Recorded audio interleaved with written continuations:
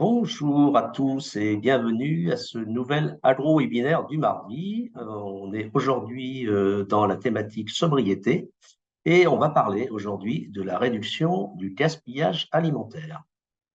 Je vais accueillir nos intervenantes aujourd'hui dans quelques secondes. Alors pour ce webinaire, donc j'ai le plaisir d'intervenir Pauline Audoy et Margot Colombin, qui sont les deux chefs de projet environnement du CTCPA, c'est le Centre technique agroalimentaire.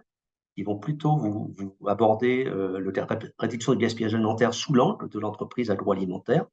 Et puis Valérie Eudiard, qui est secrétaire générale au campus Terre et Avenir à Alençon-C, et qui, elle, va vous parler de la mise en place d'une politique de gaspillage alimentaire, mais aussi d'action auprès d'une communauté éducative.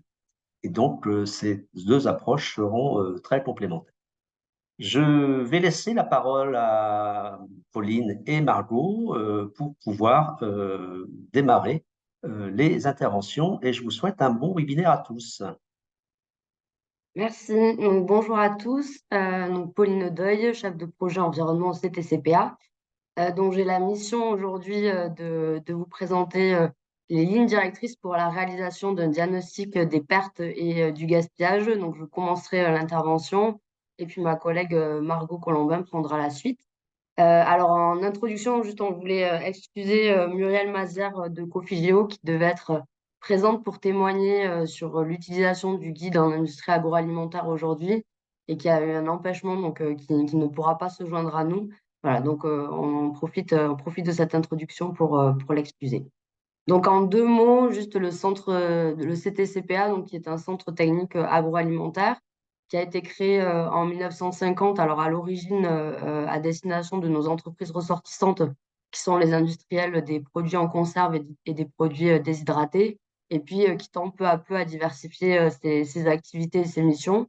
Donc, pour ces entreprises-là, on a tout un rôle de soutien de cette filière, avec notamment un programme de recherche collective pour accompagner les entreprises sur différents sujets qui sont très divers et variés. Et puis tout un axe de prestations privées.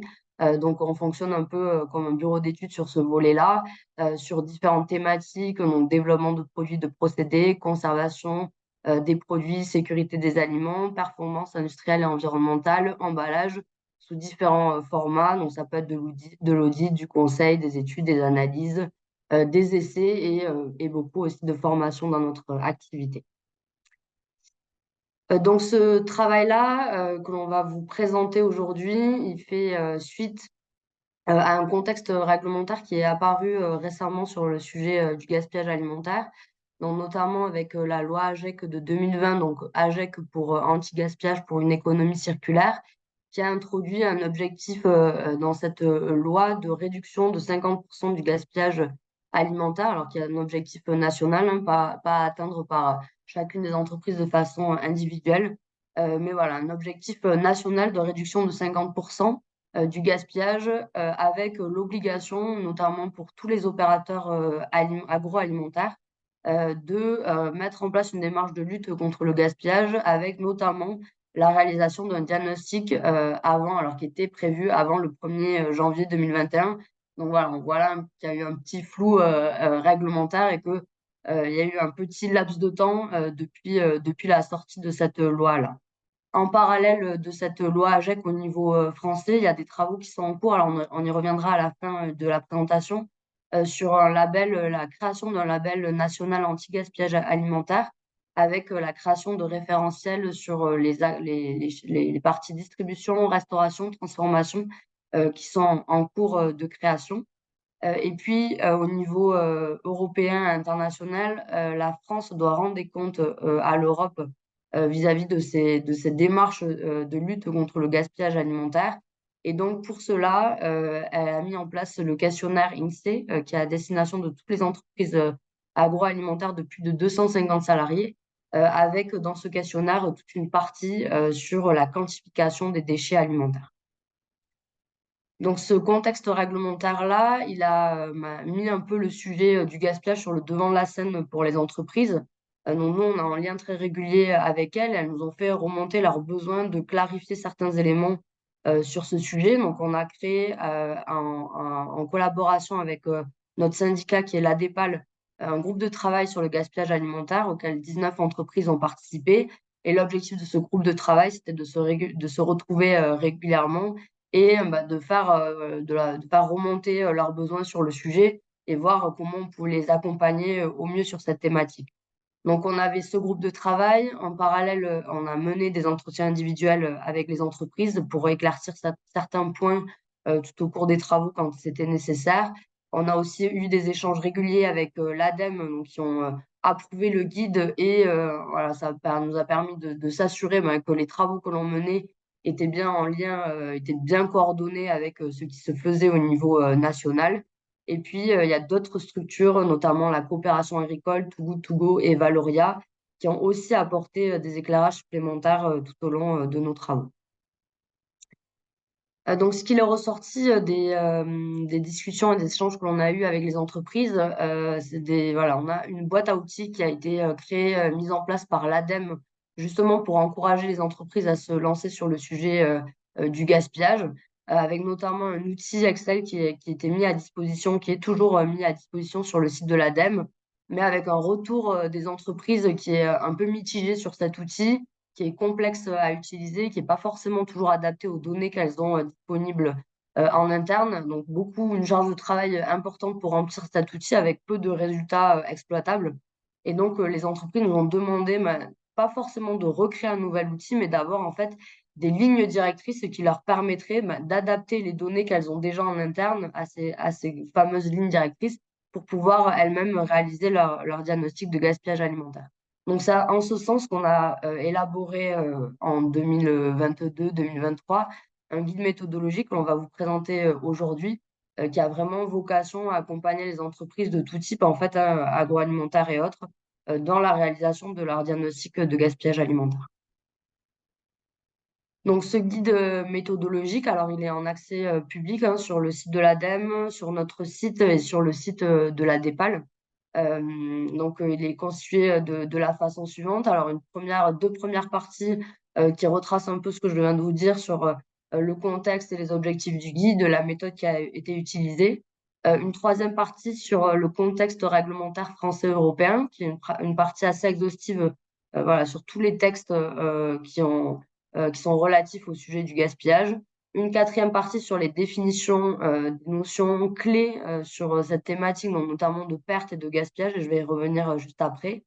Une cinquième étape cinquième partie, qui est un peu le cœur du guide au final sur ces lignes directrices pour réaliser le diagnostic. Et puis une sixième partie de perspective, qui est un peu la partie pour aller plus loin dans cette thématique de guide de gaspillage. Donc sur la quatrième partie, définition des pertes et du gaspillage, donc tout est parti du constat, toujours pareil, hein, dans ce groupe de travail avec les entreprises, qui nous ont fait remonter leur besoin de clarifier les thématiques, les définitions clés sur cette thématique, donc notamment de pertes, de gaspillage, avec une définition qui est introduite par la loi AGEC du gaspillage alimentaire, mais qui est assez floue, qui peut laisser parfois libre part à de l'interprétation et qui nécessitait d'être explicité.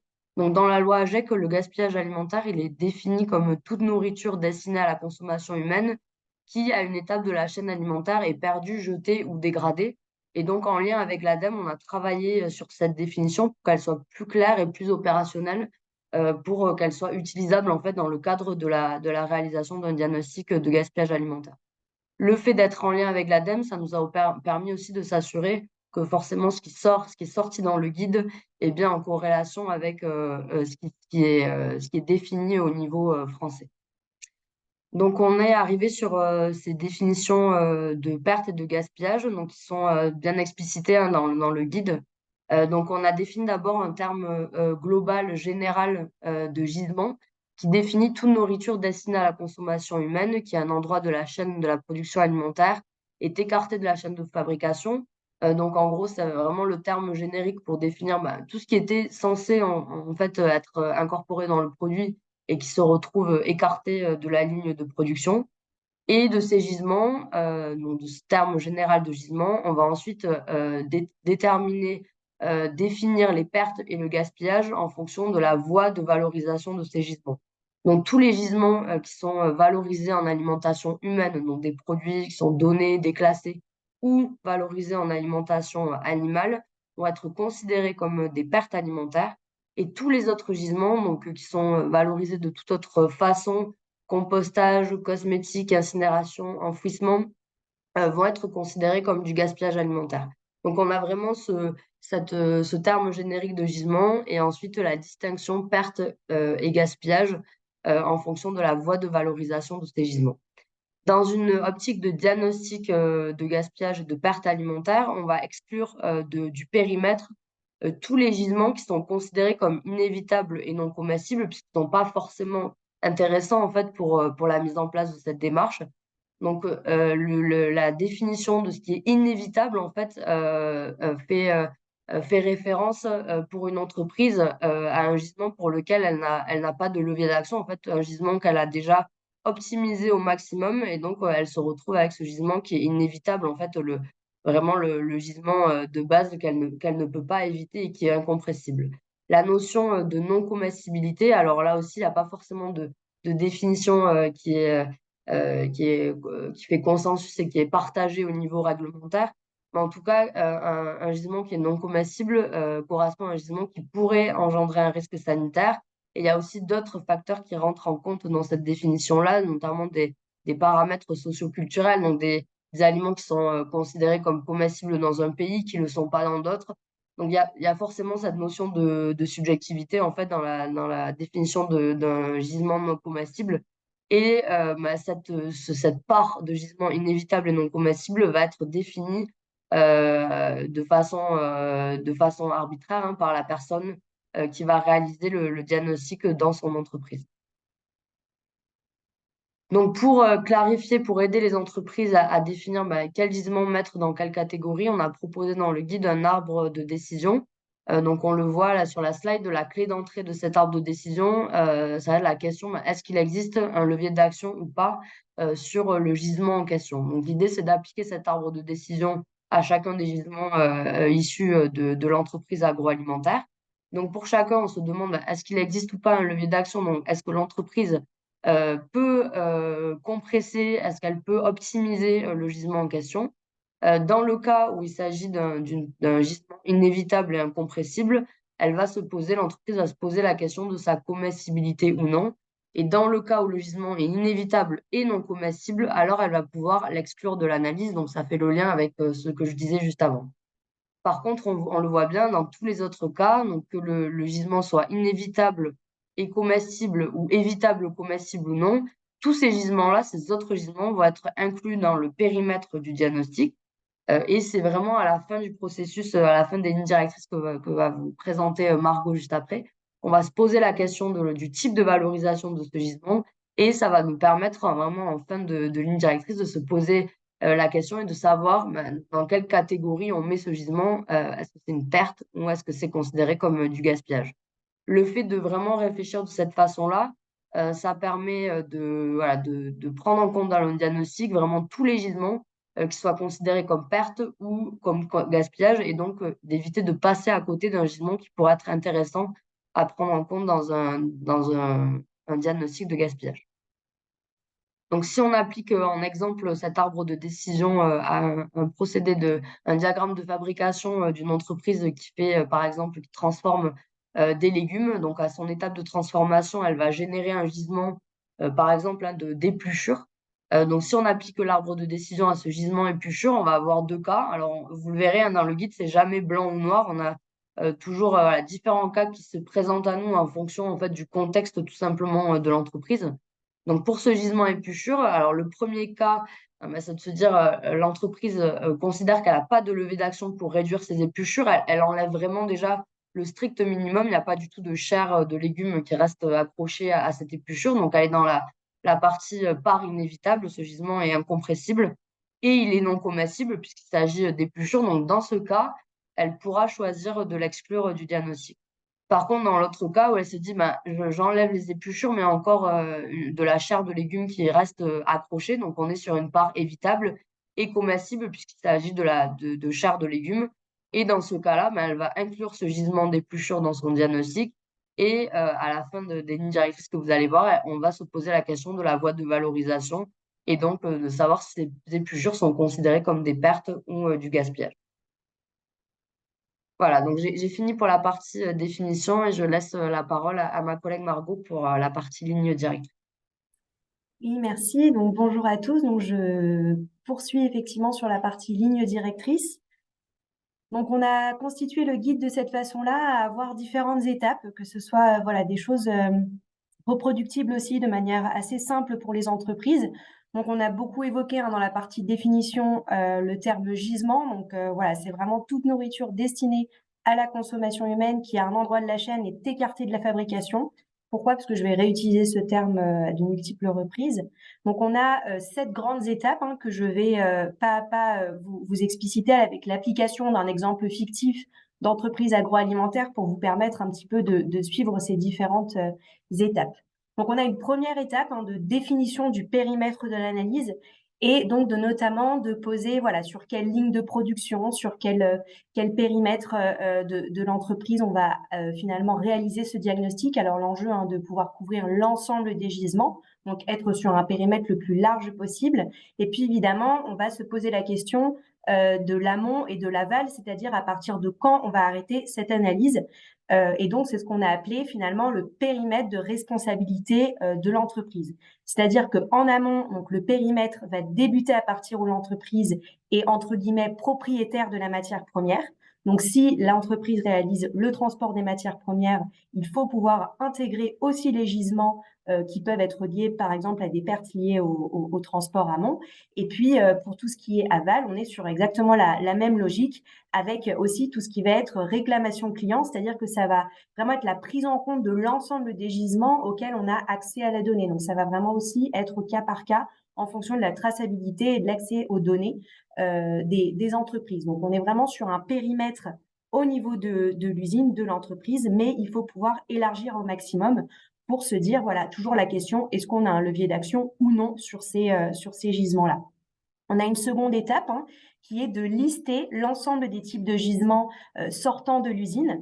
Donc, aucune donnée quantitative à ce stade n'est à préciser, mais voilà, à partir de différentes documentations, notamment les diagrammes de production, HACCP, etc., que les entreprises agroalimentaires ont à disposition, ça va être de lister finalement l'ensemble de ces gisements-là par rapport à votre diagramme. Donc là, on a un exemple toujours d'une entreprise fictive de légumes avec des matières premières non conformes, un surplus de commandes qui a engendré, pareil, un certain nombre de pertes au niveau des matières premières, des déchets liés au rissolage des légumes ou de blanchiment. Donc vraiment, à partir de cette production-là, ce diagramme de production, on va pouvoir lister nos gisements. Et donc, on a quelques recommandations qui peuvent être faites sur cette étape, notamment de bien déterminer les personnes référentes pour fournir chacune de ces données, surtout bien documenter et archiver l'ensemble des données avant toute intégration du diagnostic pour que votre diagnostic soit reproductible aussi d'une année sur l'autre.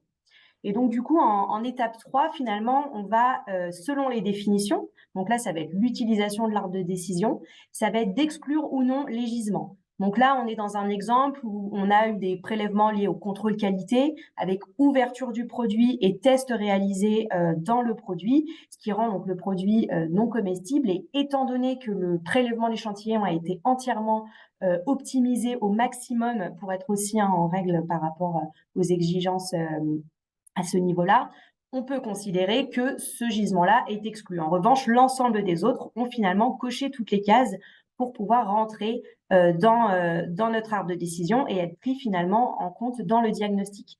Donc vraiment, cet arbre de décision, il est à répéter à chaque nouveau diagnostic. C'est vraiment important pour pouvoir s'assurer, par exemple, que les évolutions organisationnelles ou des investissements techniques ne viennent pas modifier ce schéma initial. On est vraiment dans la prise en compte du plus de gisements possible, mais aussi vraiment de prendre du recul sur comment on peut définir ou non une exclusion, par exemple, du diagnostic d'un de ces gisements.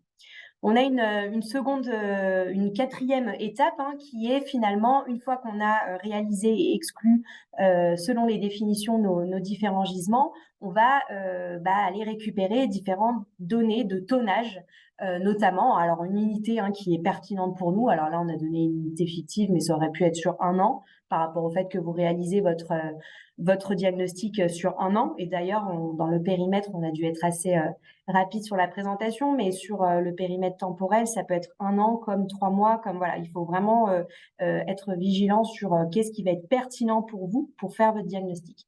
Donc du coup, selon cette unité de temps, on va donc avoir ces différents tonnages qui vont être explicités, donc de ce type-là, hein, dans ce type de tableau, et on va définir un seuil qu'on appelle de performance minimale. Donc c'est vraiment un indicateur de performance, hein, sur lequel il va falloir finalement, c'est notre base zéro, il va falloir se challenger, aller vraiment se fixer des nouveaux objectifs pour réduire ces gisements-là. Donc là, on les a définis pour un premier diagnostic. Si on n'a pas de base zéro ou de seuil déjà défini, on va pouvoir le définir lors de notre premier diagnostic et partir d'un tonnage voilà, qu'on considère comme seuil de minimal de performance pour vraiment venir challenger les tonnages et se dire en 5e étape, si mon tonnage suivi est supérieur à ce seuil de performance, on va considérer ce gisement comme étant prioritaire. Alors, entre grands guillemets prioritaire, qui va être finalement celui qui va être ciblé, étant donné qu'on a vu ce différentiel donc d'un tonnage suivi qui sera supérieur à ce seuil. Donc là, dans ce cas-là, il va falloir qu'on ait vraiment cette vision un peu de plan d'action, hein, de commencer à remonter aux causes du dysfonctionnement et mener, si besoin, des actions correctives. Donc là, on est vraiment dans des mesures, hein, de qualité que les entreprises peuvent déjà être amenées à réaliser, hein. Donc on est dans cette notion de plan d'action. Et puis, on va finalement en étape 6 et 7 se concentrer sur la fin de notre arbre de décision, qui est finalement, une fois qu'on a englobé tous nos gisements sortants, lesquels vont être considérés comme des pertes et lesquels vont être considérés comme du gaspillage. Et donc là, il faudra remonter à l'arbre de décision pour, selon les voies de valorisation, se dire que c'est considéré comme des pertes, donc tout ce qui est lié à l'alimentation humaine ou alimentation animale, et puis tous les gisements donc, qui vont être envoyés donc, en méthanisation, compostage, valorisation organique ou incinération, enfouissement. Là, on va considérer donc, ces gisements-là comme du gaspillage. Donc, c'est vraiment à la fin de votre diagnostic, hein. Il y a eu toutes ces étapes en amont de réflexion, des causes de dysfonctionnement, etc., qui ont été faites, où vous allez classer finalement vos gisements. Où effectivement, on a un peu des préconisations qui ont été réalisées, hein, par Waste and Resources Action Programme, donc qui nous permet de se dire qu'on est d'abord dans une logique de prévention, valorisation de l'alimentation humaine, puis alimentation animale, une logique de recyclage avec notamment méthanisation et compostage, récupération, puis in fine, hein, tout ce qui va être lié à un peu une approche déchets, donc tout ce qui va être incinération, enfouissement, etc. Donc, on va vraiment être dans cette logique-là à la fin de classer nos gisements et toujours être dans notre logique d'amélioration continue. Donc, prendre en compte toutes les actions menées, rechallenger notre seuil de performance d'un diagnostic à un autre pour être dans cette dynamique d'amélioration continue et donc de plan d'action qu'on va réitérer systématiquement. Donc effectivement, on a dû être assez résumé ces lignes directrices, mais vous avez donc accès à ce guide, comme l'a évoqué Pauline, sur le site donc de l'ADEME, du CTCPA et de la DEPAL. Et on est en phase de retour de collecte de retour d'expérience qui va nous permettre finalement de comprendre comment le guide a été pris en main par les entreprises. Donc aussi ce guide, hein, pourra venir alimenter notamment les discussions autour du label anti-gaspillage. Et donc c'est sur ça que je vais terminer la présentation. Pauline donc l'a évoqué dans le cadre réglementaire de la loi AGEC, il y a aussi une exigence autour de ce label anti-gaspillage, donc mise en place d'un label national, hein, donc avec des premiers référentiels qui sont disponibles au niveau de tout ce qui est cadre de la distribution, donc distribution alimentaire, grossisme, métier de bouche, donc qui ont été menés en 2021. Donc ce sont des objectifs à la fois de moyens et de résultats, présentant les définitions, les moyens de mesure et les réductions du gaspillage alimentaire, qui sont donc finalement dans différents référentiels qui ont différents critères et plans de contrôle. On vous a mis les liens ci-dessous, avec différentes, alors c'est des notions de niveau, donc un premier niveau d'engagement, un premier niveau où la structure maîtrise son plan de réduction, et puis ils appellent ça donc le niveau 3 exemplaire, où là vraiment on a la mise en place d'indicateurs, de mesures du gaspillage alimentaire, des actions qui sont mises en œuvre, vraiment un suivi relativement important sur cette thématique. Donc, on a d'abord eu un volet sur la distribution. Les travaux sur la restauration ont débuté en juin 2023 et ils vont se poursuivre à l'horizon 2025 sur la partie industrie agroalimentaire. Donc, finalement, ce guide aura été précurseur, en tout cas, aura mis les bases sur cette thématique-là pour débuter ces travaux donc à l'horizon 2025.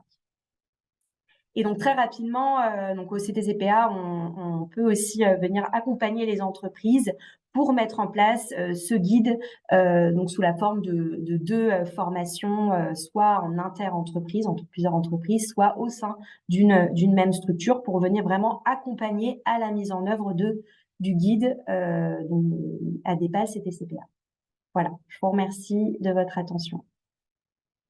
Merci beaucoup, Pauline et Margot, pour cette présentation. Effectivement, ce guide couvre large et je crois que maintenant, il n'y a plus qu'à dans les entreprises. Donc, n'hésitez pas à poser des questions dans la rubrique QR à Pauline et Margot, puisque elles sont au fait, comme vous le voyez, de ces questions de la réduction des pertes et du gaspillage dans les entreprises. On va maintenant aller du côté de la consommation et de voir ce qui se passe. Et justement, il y a une question de Céline par rapport à la question de la restauration collective. Donc, Valérie Eudiard, qui est secrétaire générale, c'est la première fois que nous avons une secrétaire générale d'établissement d'enseignement agricole dans nos webinaires. Donc, bienvenue Valérie. Et elle va nous parler de leur politique. J'allais dire sa politique, mais je crois que c'est quand même votre politique d'établissement sur la réduction du gaspillage alimentaire. Donc Valérie, vous avez la parole.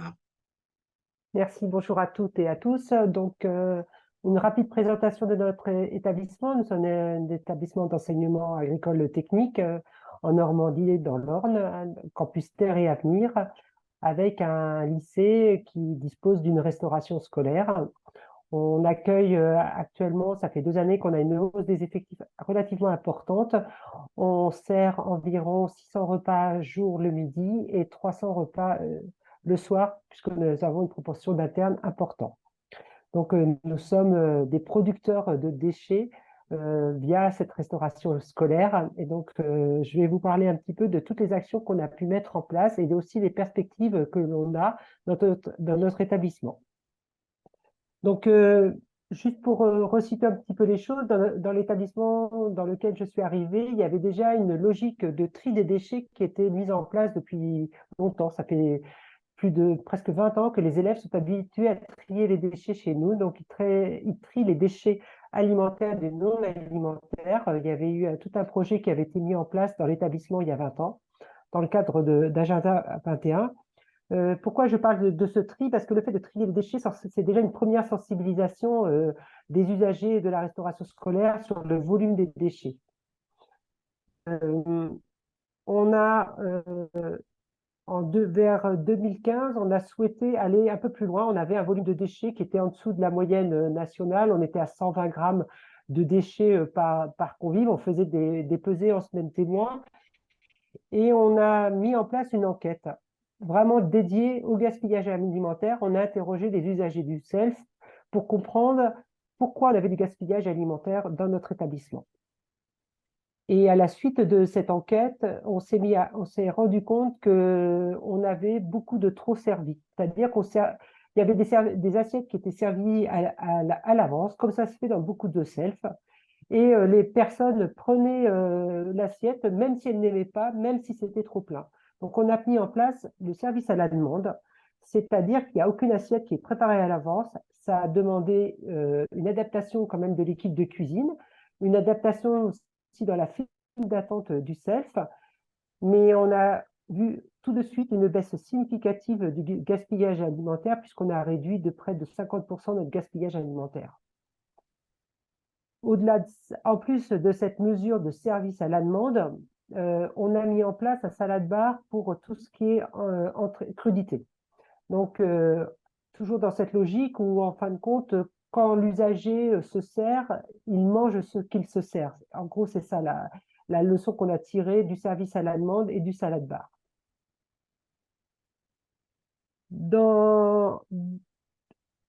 avec la mise en place de la loi Egalim, qui était la loi qui est portée, qui vise qui est une politique publique portée par le ministère de l'Agriculture et qui s'applique évidemment aux établissements d'enseignement agricole et pour lesquels on doit être exemplaire dans l'application de cette loi. Il y a dans les mesures de la loi Egalim la lutte contre le gaspillage alimentaire. On doit mettre en place des actions pour lutter contre le gaspillage alimentaire et l'objectif, c'est de baisser de 50% le volume de gaspillage alimentaire entre 2015 et 2025. 2015, c'est l'année de référence. L'objectif, c'est d'atteindre 50% de diminution d'ici 2025. Dans le cadre de cette loi, dans notre établissement, on a mis en place des pesées quotidiennes, c'est-à-dire que les cuisines avaient l'habitude de peser avec des semaines témoins, environ une semaine par trimestre. On s'est mis à peser tous les jours les différents déchets et on les a catégorisés. Donc, nous avons les déchets traditionnels restes de plateau. Donc là, c'est vraiment ce que l'usager n'a pas consommé et les déchets type os du plateau. Hein. Nous avons trié à part le pain et nous pesons le reste de pain. Nous pesons également nos déchets dans le cadre de la production, la pluche de légumes, tout simplement parce que nous travaillons pas mal de produits frais. Et nous pesons également le trop produit et le non servi, en fin de compte, tout ce que nous ne pouvons pas retraiter.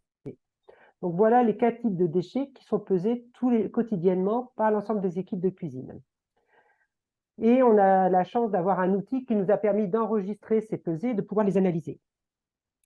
Donc on a souhaité, avec les observations de ces déchets, dont je vais pouvoir vous communiquer quelques chiffres après, on s'est aperçu qu'on avait un axe de travail à mener sur le trop produit, trop servi. Donc les équipes de cuisine, quelque part, étaient challengées à peser ces déchets et elles étaient complètement actrices pour diminuer ces déchets. Donc on a retravaillé la possibilité de de retravailler les restes quand c'était possible, tout en respectant le HACCP qui s'impose en restauration collective.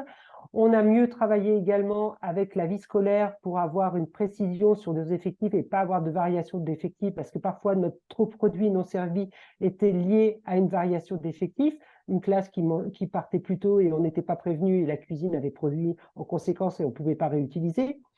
Et si bien que on a diminué quand même de moitié cette part dans notre gaspillage alimentaire du trop produit non servi. Pour vous donner quelques chiffres pour illustrer ce que je vous ai dit, on était à une moyenne de 86 grammes, tout type de déchets confondus sur l'année 2021-2022. Sur ces 86 grammes, il y avait 51 grammes, c'était du reste de plateau. 16 grammes, c'était du surplus produit non servi. 8 grammes, c'était le pain. Et 9 grammes, c'était nos déchets alimentaires. Donc, si j'enlève mes déchets alimentaires, on est vraiment à plutôt 76 grammes par convive pour cette année 2021-2022. Pour l'année 2022-2023, on est à environ 65 grammes, tout déchets confondus.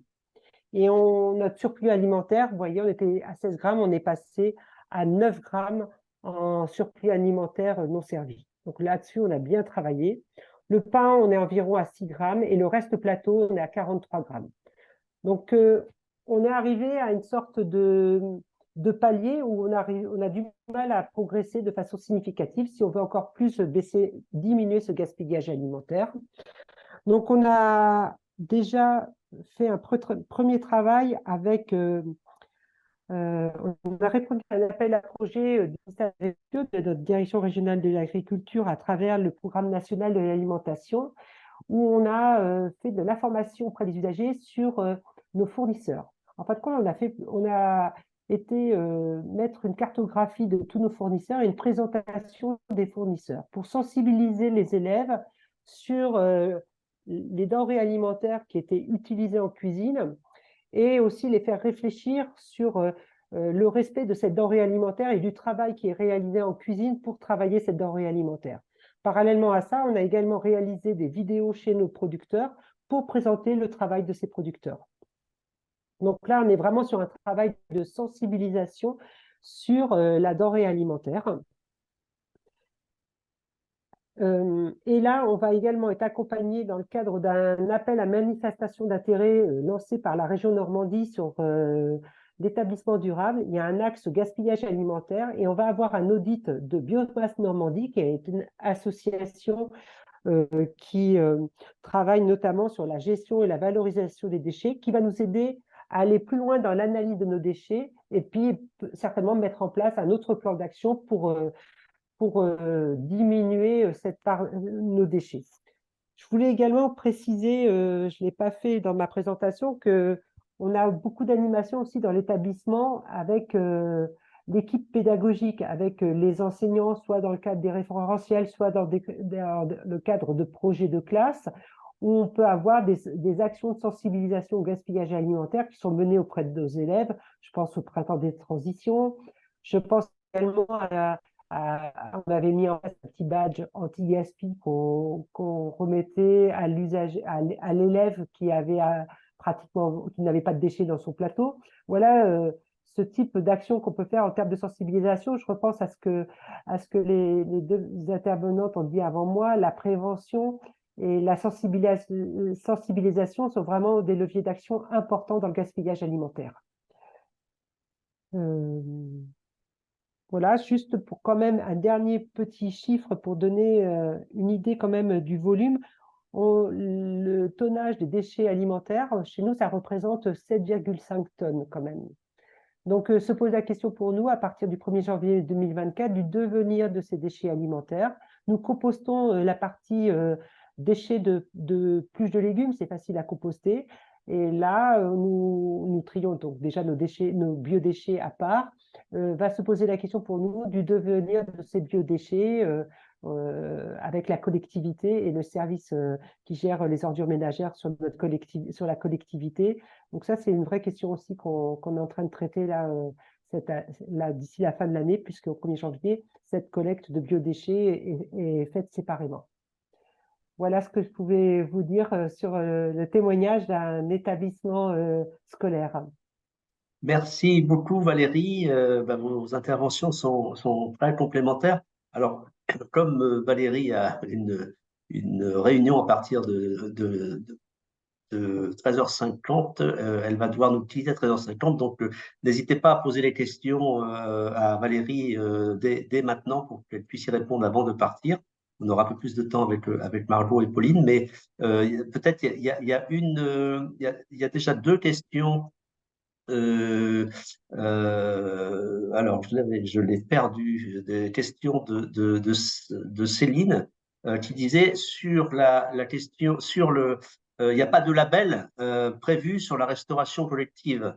Elle posait la question tout à l'heure. Est-ce qu'il y a… Là, c'était plus du coup peut-être pour nous quand on a parlé du label anti-gaspillage. Donc effectivement, on a la partie distribution qui est sortie. Donc et là, tout ce qui est restauration collective, restauration vraiment de manière globale, les travaux ont débuté en juin 2023. Donc c'est vraiment tout récent. Étant donné qu'il y a eu des premiers travaux, on ose espérer que le délai soit plus court que les travaux qui ont lieu pour la distribution. Donc on n'a pas de date en tête, mais voilà, il faut quand même se dire que ça peut être 1 ou 2 ans, donc d'ici fin 2024, peut-être qu'il y aura du nouveau sur ces travaux. Mais ils ont bien débuté en tout cas. D'accord, merci Et Margot. Effectivement, c'est plus… Oui, vas-y Pauline. ouais, en tout cas, juste pour compléter ce qu'on montrait là juste avant sur les trois secteurs qui étaient concernés par le label, il y a vraiment le secteur de la restauration et il va englober la partie restauration collective. Alors, Donc, il y aura bien un label. D'accord. Céline a posé une autre question. L'appel à projet auquel vous avez répondu, si vous pouvez repréciser parce qu'elle a mal entendu. Alors, Valérie. oui, je vais répondre. C'est le ministère de l'Agriculture qui avait réservé des crédits dans le cadre du programme national d'alimentation qui fait suite à la mise en place de la loi Egalim. Et donc, la région Normandie, enfin la DRAP, la Direction régionale de l'agriculture, avait lancé un appel à projet de restauration durable. Donc, nous avons répondu à cet appel à projet pour la région Normandie. Ok, merci. Alors, il y a deux questions qui peut-être sont complémentaires. Toujours pour Valérie, quel est le rôle des nudges, par exemple, ordre et façon de présenter les plats, pas le pain en premier, par exemple, dans la restauration collective? Et Sylvie qui pose une question, qu'en est-il éventuellement de jouer sur les recettes et les effets sur les consommateurs? Voilà, recettes, organisation dans la présentation, etc. Qu'est-ce que vous faites là-dessus? Alors, c'est deux très bonnes questions. C'est vrai que j'ai été un peu rapide sur notre année charnière, un petit peu, on s'est mis à servir à la demande, on a déplacé le pain.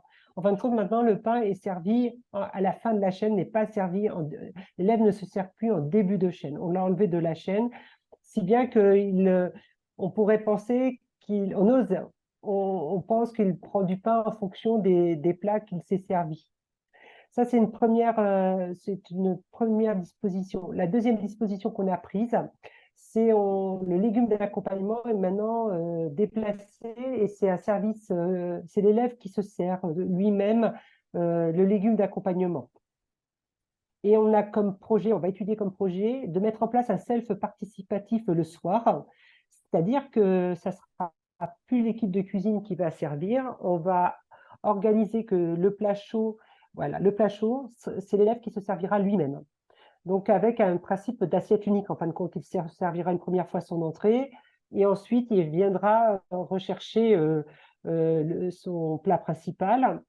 Il y a des établissements qui appellent ça l'assiette unique et il y a des vrais effets sur le gaspillage alimentaire en fin de compte. Donc ça, c'est un de nos projets aussi. Ok, merci. Il y avait une question oui, technique sur l'outil que vous avez parlé d'un outil pour peser les déchets. Et Adeline, est-ce que c'est le petit GED proposé par l'ADEME que vous utilisez ou est-ce que c'est autre chose? Alors, non, c'est pas du tout ça. C'est la région Normandie, là, je parle bien de la collectivité territoriale, puisque c'est elle qui a la compétence en matière de restauration dans les établissements scolaires, dans les lycées, je veux dire, nous a mis en place un logiciel, une application qui s'appelle EasyLy, sur laquelle on gère nos stocks et nos commandes de denrées alimentaires, et avec laquelle on suit le prix de revient. Et on a un onglet pesée, et on enregistre toutes nos pesées sur cet outil-là. Et D'accord. c'est à partir de cet outil-là que j'exploite toutes les données et les chiffres que je vous ai communiqués tout à l'heure. Si vous ai bien écouté à la réponse précédente, vous n'avez pas complètement répondu à la question de Sylvie. Qu'en est-il de jouer sur les recettes et des effets sur les consommateurs? Parce que on sait que, enfin, en particulier, les jeunes préfèrent certaines choses. Et donc, comment vous faites pour éviter le gaspillage tout en faisant en sorte d'avoir des recettes et une diversité alimentaire? Alors, la chance qu'on a dans notre établissement, dans les lycées, c'est qu'on a 3 choix, on a 2 à 3 choix de plats le midi. Donc, on a un peu un plat phare parce qu'on connaît, le chef de cuisine connaît ses élèves. Mais on propose, là, par exemple, on s'est engagé maintenant à proposer 3 plats sans viande par semaine pour inciter les élèves à aller vers, et puis c'était également une demande de nos élèves, de découvrir toutes les recettes à partir de protéines végétales. Donc, on essaye vraiment de faire découvrir d'autres choses à travers les choix des plats et de ne pas leur imposer de choix. Il nous est arrivé, parce que ça c'est l'expérience, de vouloir imposer des choses nouvelles et là on est sûr qu'on va avoir un taux de gaspillage alimentaire vraiment très élevé dans notre établissement dès lors qu'il n'y a pas d'accompagnement, dès lors qu'il n'y a pas d'autre choix de proposer. Donc, on travaille vraiment sur le facteur d'avoir plusieurs choix et d'introduire de nouvelles recettes, de travailler le sans viande de plus en plus dans notre restaurant scolaire. Merci. Alors, on prend encore deux questions. Non, Céline, c'était pas une question. La Chambre d'agriculture des Pays de Loire accompagne depuis 2016 les établissements de restauration collective à la réduction du gaspillage alimentaire. Ce que dit Madame Eudard me parle. Bah là, vous avez une collègue qui, à mon avis, voilà. Moi, j'avais peut-être une dernière question avant de vous libérer. C'est, vous avez parlé de la HACCP. On dit toujours que HACCP, du coup, fait qu'on ne peut pas les restes, etc., on les jette. Quel est vraiment l'impact de est-ce qu'il y a eu une évolution du process HACCP et en tout cas, est-ce qu'aujourd'hui, c'est un handicap par rapport au gaspillage alimentaire ou pas? Alors, je dirais pas que c'est un handicap, c'est vraiment de bien connaître, de bien, enfin, comment je vais dire autrement. Il y a un côté mythique sur la HACCP où on est extrêmement prudent, même trop prudent. Nous, en respectant la HACCP, on sait qu'il y a des plats qu'on peut, dès lors que ça n'a pas descendu en dessous des 65 degrés, dès lors que ça n'a pas rompu la chaîne du froid, on va resservir ces plats-là. Donc, on respecte vraiment ça et on alimente l'équipe de cuisine veille à alimenter sa chaîne de self parce qu'elle connaît bien aussi sa ligne de self, ne pas sortir les produits des armoires chaudes, on a une armoire chaude à côté pour éviter de jeter des choses qui sont mises en ligne de self et qui auraient été trop refroidies, qui ne respectent plus les températures liées au HACCP. Donc, non, ce n'est pas un frein, mais faut vraiment appliquer strictement le HACCP et revenir vraiment à la vraie connaissance du HACCP. Enfin, j'ai participé à une formation à Florac il y a 2 semaines et il y avait des cuisiniers qui reparlaient de ce HACCP ou entre des choses qui sont réelles et des choses un peu mythiques parce qu'on s'est fait peur avec le HACCP et on a parfois été trop prudent. Je vais prendre un exemple tout bête. Dans notre établissement, nous avons une ferme et nous produisons du lait. Tous les matins, tous les jours, nous proposons du lait de la ferme. Et il n'y a pas de problème. On n'a pas de. Il y a la chaîne nous sommes juste à côté. On peut transporter le lait sans problème. On a un protocole de mise en chauffe et de refroidissement et ça ne nous pose aucun problème d'utiliser le lait de la ferme. Super, très bonne conclusion. On vous libère, Valérie, puisque vous devez partir. Un grand merci à vous. Et je reprends les questions. Donc, Thierry qui a réagi à vos interventions en disant que il trouvait que dans la définition proposée, sur les définitions proposées, la notion de perte semblait valorisée dans l'approche qu'il y a dans le guide qui détaille les différents types de gisements. Et donc, je ne sais pas, Pauline, vous voulez Alors, réagir à ça? je sais pas si je comprends bien la question, on semble valoriser dans le sens où meilleur entre guillemets que le gaspillage, c'est ça? Je Mm. pense. Oui, en effet, c'est vraiment la voie de valorisation qui est préconisée. Enfin, ça correspond à des voies de valorisation qui sont préconisées par rapport à celles du gaspillage. Donc, on est vraiment sur des produits qui sont quand même valorisés en alimentation humaine, animale. Donc, ce sont les deux voies, en tout cas, de valorisation qui sont préconisées par rapport aux autres, donc qui sont l'incinération, l'enfouissement, etc. Donc, en effet, en traduction, les pertes alimentaires sont moins pires, en fait, que le gaspillage alimentaire avec des meilleures voies de valorisation. Et c'est vrai que dans le guide, on a vraiment tourné cette dernière étape voilà, pour pousser l'entreprise à se questionner sur les voies de valorisation qui sont en place. Alors parfois, c'est des partenariats qui sont historiques avec des entreprises qui leur récupèrent les gisements. Donc du coup, ça vaut quand même le coup de challenger ces voies de valorisation et de se poser la question de voir ce qui est mis en place, est-ce que ça peut être amélioré voilà, des fois pas en termes de réduction de la quantité des gisements, mais en termes de meilleure valorisation pour transférer la majorité de ce qui est en gaspillage plutôt dans les pertes et donc de meilleures voies de valorisation. Et Et juste pour compléter, je pense qu'il faut vraiment voir l'arbre de décision sur les étapes amont, entre guillemets, et de se dire que ce classement entre la définition, ce qui rentre stricto sensu dans la partie perte et dans la partie gaspillage, il faut vraiment le voir à la toute fin. Le diagnostic, nous, en tout cas, on l'a vraiment tourné en ce sens. Hein, il doit prendre en compte tous les gisements, peu importe finalement la voie de valorisation. Et c'est après où on va effectivement se pencher sur cette question-là, hein, qui est importante aussi de valoriser l'ensemble des gisements. Mais voilà, on veut vraiment tourner sur l'aspect, on va dire, comptabilité de l'ensemble des gisements, plutôt que qu'est-ce qui rentre dans la partie perte et gaspillage en termes de définition. on devait quand même éclairer sur ces parties définition, donc c'est ce qui a été fait. Et d'ailleurs, on l'a pas forcément évoqué, mais l'ensemble des définitions ont été alignées par rapport aux définitions européennes aussi. Et les documents de l'ADEME sont en cours de mise à jour, mais ils sont aussi alignés avec ces aspects-là de mettre finalement la valorisation animale dans la définition plutôt de perte. Voilà, c'était juste pour préciser ça. Et il pose une autre question, Thierry, y a-t-il des pertes inévitables? Est-ce que vous avez des exemples où, de toute façon, Alors, oui, oui, il y a des pertes inévitables dans les entreprises. Alors, ce qu'on disait, ça reste subjectif puisque ça va être vraiment en fonction du contexte de chacune des entreprises, de ce qu'elle a mis en place, de ce qu'elle peut mettre en place aussi. Mais oui, il existe des pertes inévitables. Alors, si je reprends mon exemple là, des épluchures, bah, ça va être vraiment les épluchures qui sont enlevées avec, voilà, dans la partie vraiment épluchure enlevée à son strict minimum.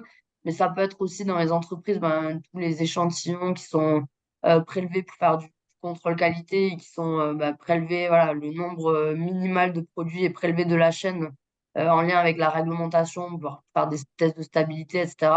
Donc tout ça, ça peut être de l'incompressible, de l'inévitable. Un autre exemple, ça peut être aussi ça peut être par exemple, des matières premières qui arrivent dans l'entreprise.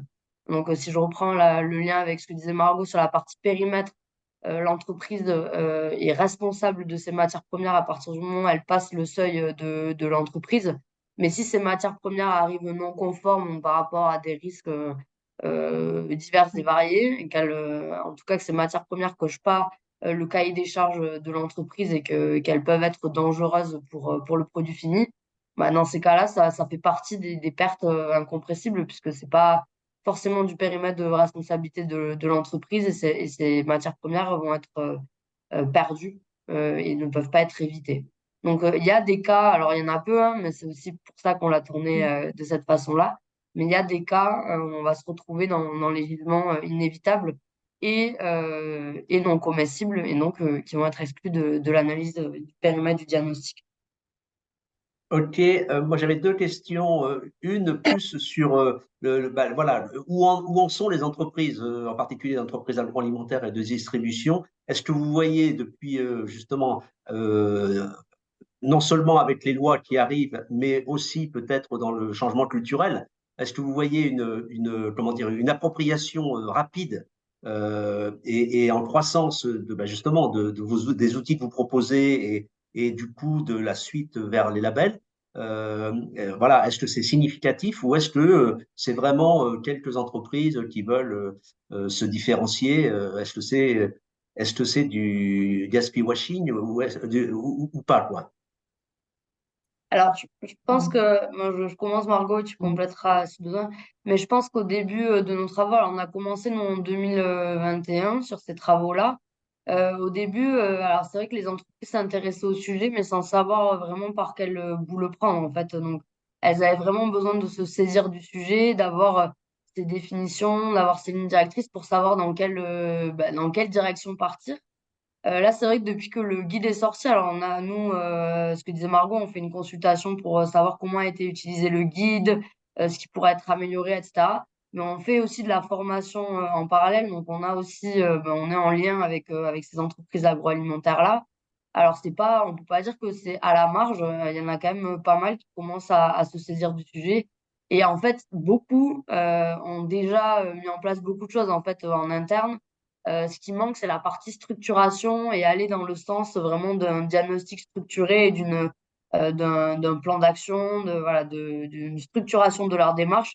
Mais en fait, toutes, pour la plupart, suivent déjà des indicateurs sur le sujet, suivent voilà, leur quantité, etc. C'est pas un sujet, alors c'est un sujet qui a une forte aussi, euh, forcément économique, hein. On a en lien on est entre l'aspect environnemental et économique. Donc forcément, ce point de vue économique-là, il fait déjà partie des réflexions des entreprises depuis longtemps. Ce qui manque, je pense, c'est la façon de structurer la démarche pour appeler vraiment ça une démarche de lutte contre le gaspillage et faire son diagnostic. Alors après, en termes d'avancée, tout dépend, je pense aussi beaucoup de la taille des entreprises. Alors dans le groupe de travail, nous, on avait vraiment de tout type de démarche. Alors il y en a qui étaient vraiment au tout début, qui découvraient, entre guillemets, le sujet, qui n'avaient rien encore de structuré en interne, d'indicateurs, etc. Et d'autres qui suivaient déjà bien le sujet avec de la collecte de données, du suivi d'indicateurs. Donc, elles n'en sont pas toutes au même niveau, mais on a construit vraiment le guide pour que tout type d'entreprise agroalimentaire puisse utiliser ces lignes directrices avec les données qu'elles ont à disposition.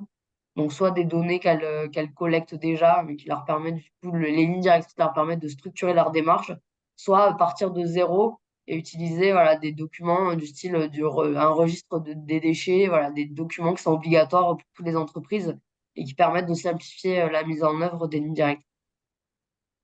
Et juste peut-être pour compléter sur un peu les avancées, parce qu'on a parlé de d'autres secteurs que les industries agroalimentaires. Effectivement, le label anti-gaspillage. Donc là, si vous allez sur le site du label national anti-gaspillage alimentaire, vous allez pouvoir voir aussi les établissements qui ont été labellisés. Donc, notamment, vous avez la répartition sur la carte de France et puis voir s'ils ont eu le niveau 1, niveau 2 ou niveau 3 et éventuellement les démarches associées.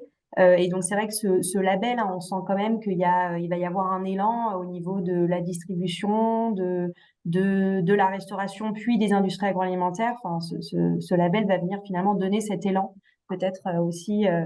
Voilà, c'est vrai qu'il y a eu la réglementation, mais le fait qu'il y ait un label, on arrive tout de suite à quelque chose voilà, qui prend une autre dimension. Donc, on ose espérer aussi que les choses s'accélèrent au moment de la publication, notamment restauration collective et commerciale, donc d'ici 2024.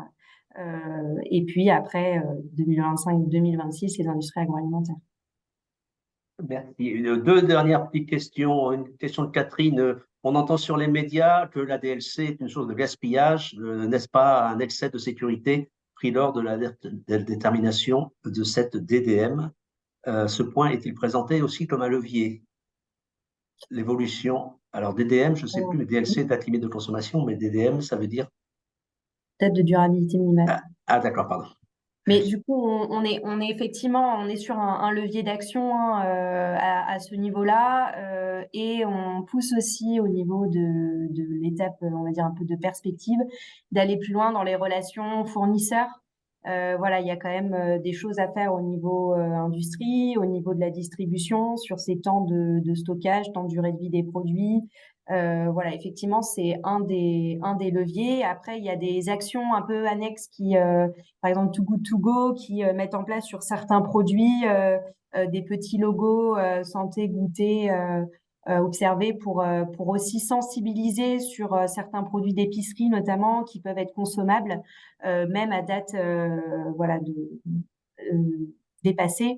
Donc il y a certaines sensibilisations de ce type qui existent, mais effectivement on peut considérer que c'est un levier d'action à pousser au niveau des industries, mais aussi de la distribution, pour que ce soit raccord aussi avec les efforts de Merci. chaque acteur. Merci. Une dernière petite question, et on va clore sur cette question. Donc, Céline dit qu'il y a effectivement sur les fruits et légumes, il y a peut-être beaucoup de pertes, mais souvent c'est à la récolte. La question, moi, du coup, je voulais poser, c'est est-ce que par rapport au coût-bénéfice de la gestion des pertes, des gisements, des différents gisements, est-ce qu'il n'y a pas du coup aujourd'hui une concurrence avec l'énergie, c'est-à-dire que les entreprises n'auraient pas intérêt à mettre dans des circuits de méthanisation, par exemple, plutôt que de s'occuper de la diminution de ces pertes et gaspillages. Est-ce que vous ne voyez pas ça, en termes d'économie circulaire, un peu de concurrence entre l'énergie et la diminution du gaspillage? Je ne sais pas si vous avez des réponses à cela. C'est une question. Vas-y. En fait, la méthanisation, la méthanisation se développe en agriculture et souvent il y a besoin d'approvisionner les méthaniseurs et les méthaniseurs se développent beaucoup auprès des industries agroalimentaires et j'ai peur que ça crée justement une sorte d'attrait pour pour les entreprises agroalimentaires qui vont moins s'occuper du gaspillage puisqu'ils disent de toute façon on valorise donc il n'y a pas de souci. Après, je pense qu'en termes de coûts, bon, c'est une question qui pose à débat, hein, mais je pense qu'en termes de coûts, elles ont quand même plus à y gagner de réduire la partie, les pertes qu'elles ont en interne notamment toutes les pertes qui arrivent en bout de chaîne, hein, des pertes parfois de produits finis, donc qui ont accumulé tout un tas même au niveau environnemental, hein, environnemental et économique, qui sont des pertes qui représentent quand même une forte valeur économique, plutôt que de les envoyer en méthanisation. Donc je pense que bon, quand même, ça peut porter à débat, Surtout, mais je surtout que pense qu'elles ont tout intérêt à ça réduire plus qu'à deviendra, méthaniser. ouais. Ça deviendra jamais une source unique pour le méthaniseur pour alimenter justement les digesteurs. Il y a quand même besoin de beaucoup d'autres intrants et on appelle un peu les bouts d'industrie agroalimentaire sont voilà souvent mineurs dans ce qu'on appelle la recette du digesteur. Donc voilà, je pense que c'est des questions qui pourront se poser, mais l'enjeu est de vraiment diminuer tous les gisements, que ce soit perte ou gaspillage alimentaire. Voilà pour le dernier petit mot. Merci de votre dernière réponse, merci beaucoup. Et donc je vous annonce que la semaine prochaine, on est obligé de faire un break puisque nous avions prévu un webinaire sur l'agriculture biologique.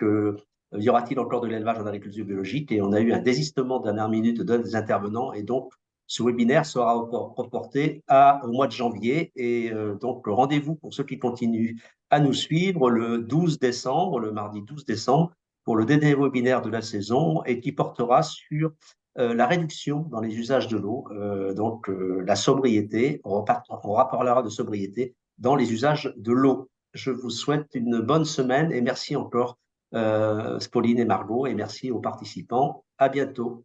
Au Merci revoir. à tous. Au Merci, revoir. au revoir.